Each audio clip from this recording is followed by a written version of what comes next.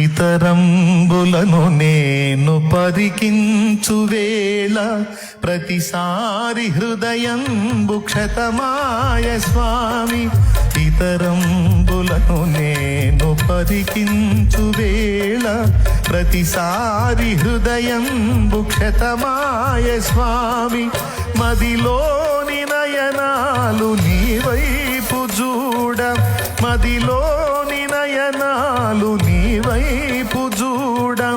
వ్యధలెల్ల త్రుటిలోన తొలగేను స్వామి, వ్యధలెల్ల త్రుటిలోన తొలగేను స్వామి.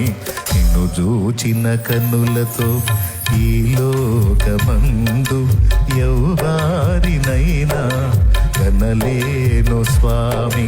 నిన్ను దోచిన కనులతో ఈ లోకమందు ఎవ్వారినైనా కనలేను స్వామి.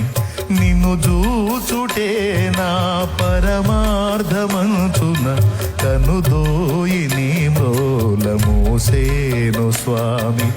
నిన్ను చూచుటే నా పరమార్థమంచున కనుదోయి నీ మ్రోల మోసేను స్వామి.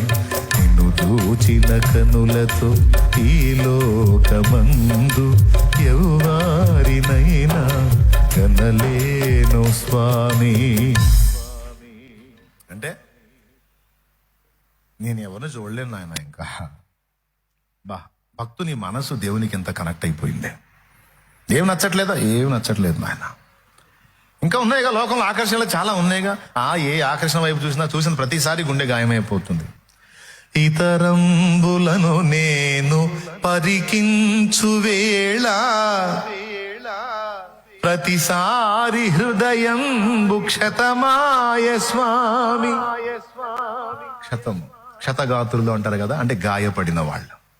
నిన్ను కాక ఎటు చూసినా నా గుండె గాయమైపోతుంది నాయన. ఏమనైనా అంత కనెక్ట్ అయ్యావు?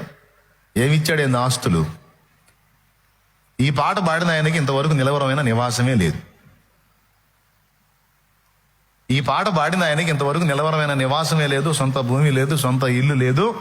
ఇప్పటికి కూడా తనది కాని ఆత్మీయుల గృహంలో బ్రతుకుతున్నాడు ఆయన. కోట్ల రూపాయల అప్పు నెత్తిన కలిగి ఉన్నాడు ఆయన. కానీ అలాంటి స్థితిలో ఉండి ఏమంటున్నాడంటే,